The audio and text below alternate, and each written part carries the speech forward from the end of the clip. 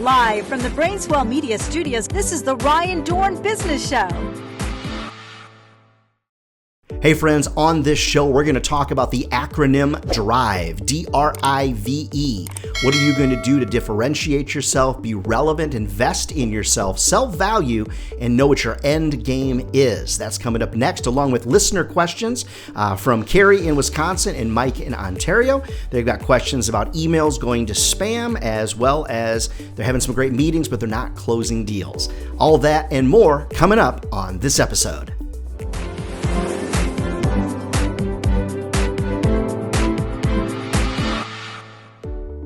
Hey friends and fans, so glad you've joined us here on this episode. We're going to dig in on your listener questions as well as that acronym I promised called DRIVE. And really, where does that come from? Well, I've been selling for over 30 years. I've got clients that have sold over $1 billion. We know how to do this, friends, but one of the things a lot of us need to redo is we need to refocus and we need to strategize around what is our sales plan for the year. And that's where the acronym DRIVE comes from. So the D in DRIVE is all about differentiating yourself, not only from the competition, but from all the other salespeople out there that are selling as well. So let's just say that you're like me and you sell advertising and marketing solutions, and you've got 10 competitors in a market. That means you have to differentiate yourself not only from your competitors, but also from others in other product areas that might be being sold. So let's just say in a given week, your client gets 10 phone calls from people selling advertising solutions. Well, they're probably getting phone calls from other companies selling other types of solutions. For example, software or printing services or whatever the circumstance is.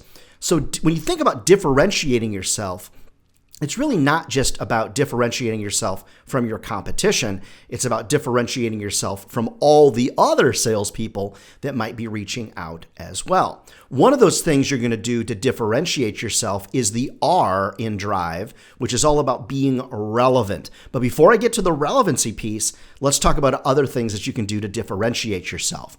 One of the biggest things that I do and my clients do, don't forget friends, I sell every day just like all of you. One of the things that they like to do is use my rule of 3 and 3. It is a differentiating factor, and that is 3 words in the subject line, 3 sentences max in every email.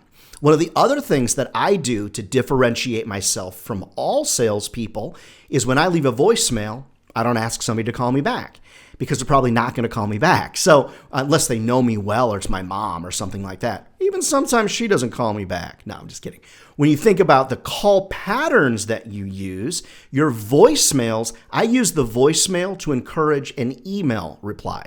I don't ask someone to call me back. As a matter of fact, I say, you don't need to call me back. But if you could reply to the email I sent, I would greatly appreciate it. All right, time of day that you send can be a differentiating factor. I like 11 and 4 because most people don't book meetings at 11. They don't want to interrupt lunch.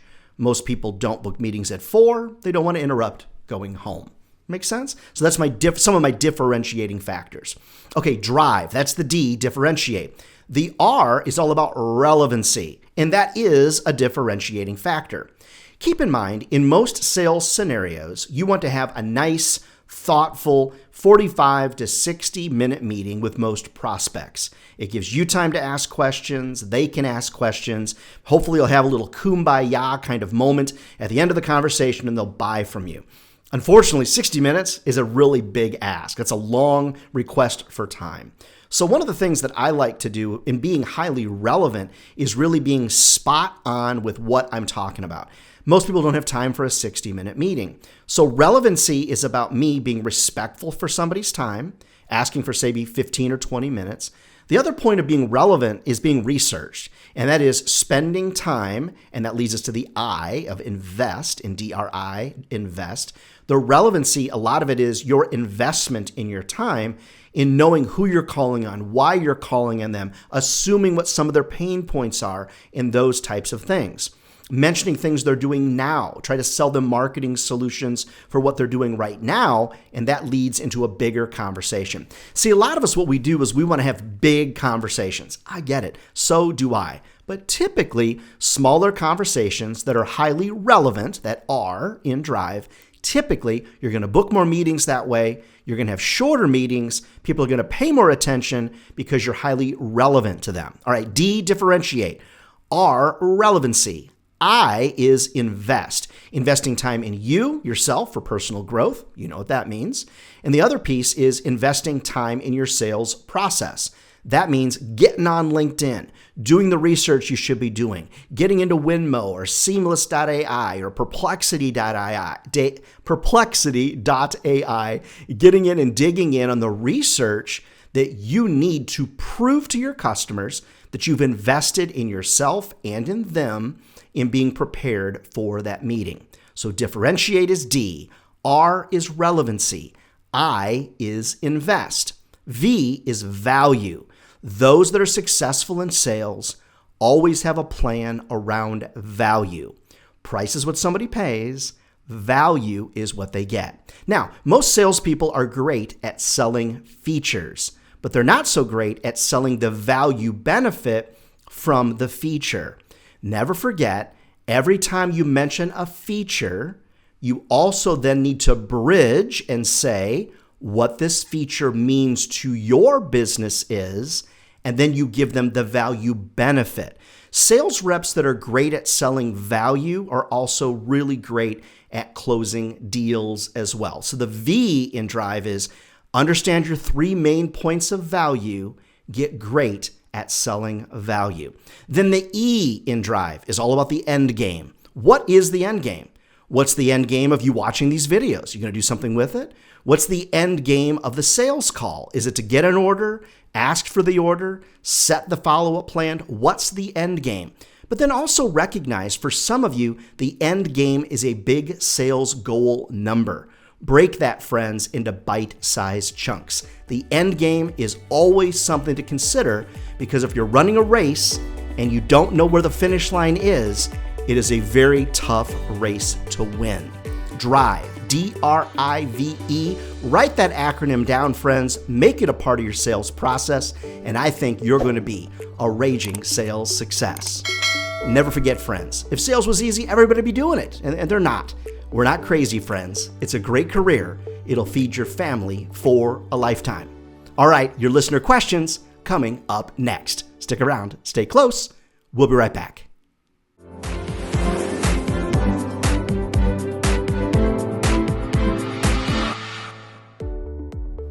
Welcome back, friends and fans. Ryan Dohrn here, and we're answering your listener questions sent in to ryan@ryandohrn.com. Love to get your questions, so keep them coming. Hey, if you don't get a reply back from us via email or a text message, or I record you a little video, we did not receive your question. I answer all the questions come in. It's something I just really like to do. So, all right, first question here comes from Carrie in Wisconsin. Hey, Carrie, you got some family and friends up in Wisconsin. All right, so Carrie's question is, Ryan, I'm having good meetings with customers. Unfortunately, these meetings are not turning into closed business. What should I do? Any advice is appreciated. So Carrie, I am kind of speaking from a point of distance, meaning that I'm not on the meetings, I haven't seen your meetings, so I don't know what meeting format that you're following. But something you said in your email does alert me, though, and set off a little red flag. So you know, before I say this, you know that I am here to help you, Carrie, and everybody else. All right, if you're hosting meetings and the meetings aren't closing, you can't say you're having good meetings. The meetings just aren't closing. Does that make sense? So a lot of times what you've got to do is you've got to think back to what was said at the meeting, what was done at the meeting, what was the format of the meeting. See, a lot of meetings are designed to close with the creation of a proposal, meaning you might feel like you had a great meeting, and at the end, your goal then is to leave to create a proposal. Well, that's great, so to speak, but the problem is if you don't get significant enough buy-in at that meeting to warrant a proposal, you're probably creating a lot of proposals that maybe don't even need to be created. So here's 3 or 4 things, Carrie, that you might consider. One is you do need a sales call roadmap. You need something you can replicate. So for example, mine has basically kind of 10 steps in it. I'm not going to go through all 10 today, but it kind of goes like this. I always validate time first. Hey, Carrie, thanks for the 20 minutes. You still have 20 minutes.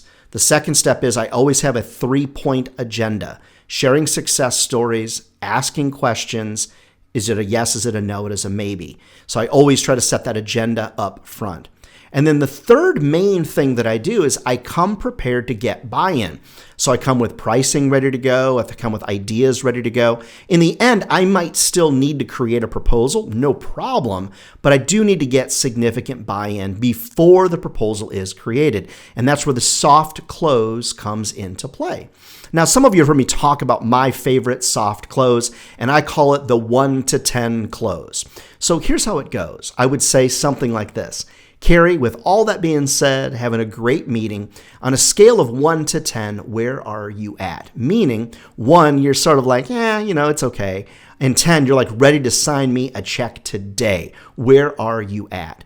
And you're looking for them to give you a number. If they say 5, you know that you're kind of on the fence that, it's okay. It's not a no, it's not a yes. That's not a good situation to be in.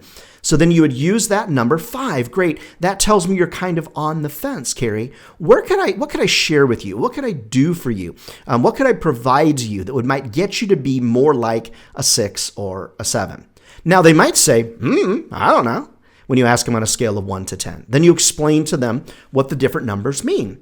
So I would say if Carrie said, I don't know, I'd say, well, a 5 would mean you're kind of 50-50. You're kind of on the fence. You don't know if it's a yes or it's a no. You're kind of in between.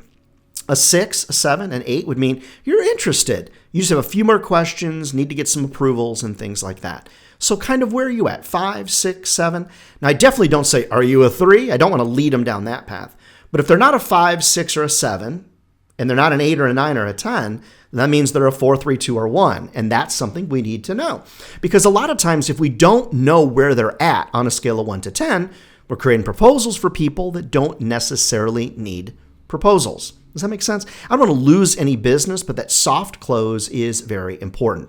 Last thing for you, Carrie, it might be a follow-up plan situation. What you might need to do is be a lot more clear on what your follow-up process looks like, meaning you're going to think about this, Mr. or Mrs. Client. You're going to think about this. So tell me what that means. Is that a week-long thought process? Is it 72 hours? Should I follow up with a smoke signal, carrier pigeon, phone call, email, text, cookies?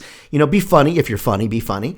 And it's those types of things. What does that follow-up plan look like? Remember, never end a phone call or never end a meeting without a next step in place. It is so very, very important.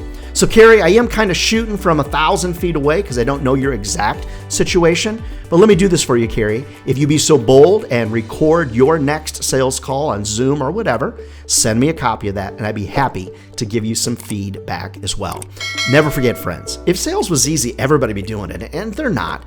I used to say we're crazy. We're not crazy. Well, I mean, we're sort of crazy, but this is a great career, friends. It will feed your family for a lifetime. All right, keep your questions coming. Ryan at RyanDohrn.com.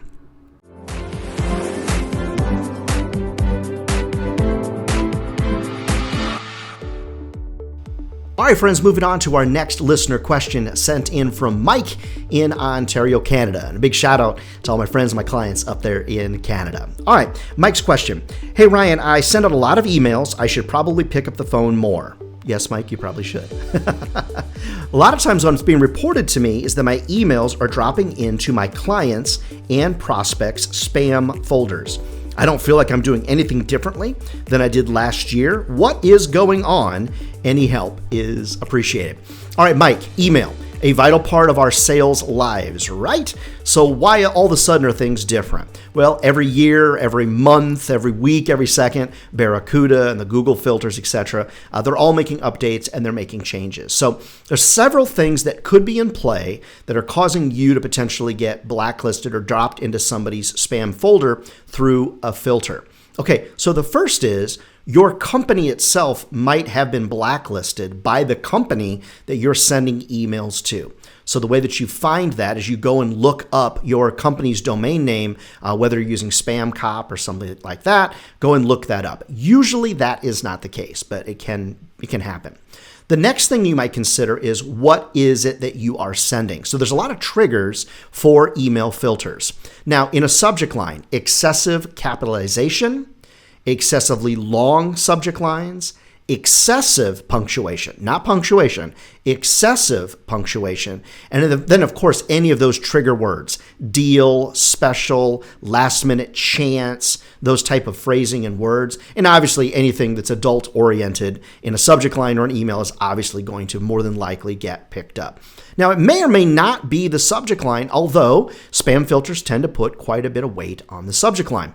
I would say what I observe to be the most common reason that I get dumped into somebody's spam folder is too many links in an email and too many attachments or attachments in general. So let's talk about the links, Mike and everybody. Here's what I've observed. I have no stats or evidence to back this up. It's just what I have observed. I've observed anytime I put more than 4 or 5 links, including my signature, in an email, I notice that I tend to get dropped into people's spam folders a little bit more often. So what I try to do is try to put no more than 2 links in any email that I send. Now, some of you, your signatures have a link to LinkedIn, a link to your Google profile, a link to your Facebook profile. So just watch out for that. So if you've got emails with lots of links in your signature and attachments, the chances of you getting picked up in a spam filter are actually pretty high. So keep the links to a minimum. Try to keep the length of the email short as well. So if you follow my rule of 3 and 3, 3 words in the subject line, 3 sentences max, get rid of a lot of the links, stop doing a lot of attachments, more than likely you will get through. Now keep in mind, once you've emailed somebody and they've replied back, that's a trigger for the email filter that you've already bounced back and forth once. You haven't bounced, but you know what I mean. You've gone to them, then you've gotten back from them. Usually you're free and clear to kind of do what you want back and forth, but not always. One of the biggest problems I find, though, is attachments, specifically PDF attachments. We all know that all the hackers out there have figured out how to put viruses in PDFs. So PDFs get picked up a lot, especially if the PDF itself has a bunch of links in it, and those links are to all kinds of external things. So if you are going to send a PDF, make sure it's a graphical PDF without a bunch of links in it, because the link total is just going to be too high. But for me, when I'm prospecting folks, very few links, no attachments, keep it really simple. If you're emailing a customer of yours and things aren't getting through, ask them to make sure their IT department whitelists you or somehow do that yourself. But then also do a couple of tests. See, I'm so worried about PDF attachments that if I sent you as a client a PDF attachment, I would then immediately send you another email with no attachments and no links saying, I just sent you an email with a PDF, just double checking that it reached you. And that's also a little bit of a sales tip and sales strategy in and of itself. So Mike, I'm looking at this from an outsider's perspective. I don't know exactly what you're saying or you're doing, but do a little math there. Look into what you're sending, look into your links, your attachments, your subject lines. And this goes down to the saying that I always use. You hear me say it all the time, Mike and everybody. If sales was easy, this is an easy job, everybody be doing it, and they're not. It is a great job. It's going to feed your family for a lifetime. Sometimes, though, friends, we just have to adjust our game depending upon filters and changes with the internet and all those different kind of stuff. So keep watching the show, listening to the podcast, etc., and we'll be sure to keep you updated on all of that. All right, friends, keep your listener questions coming to ryan@ryandohrn.com. All right, friends, that's the show for this month, the episode for this month. We sure appreciate you listening and watching. If you're on YouTube, be sure to subscribe and like down below. And we'd sure love to come into your office or to your conference, and I'd love to speak to your teams and get them all pumped up for sales success. You can always reach out to me over at ryandohrn.com. Hey, thanks for listening. Thanks for watching. I sure appreciate it, and we'll see you on the next show.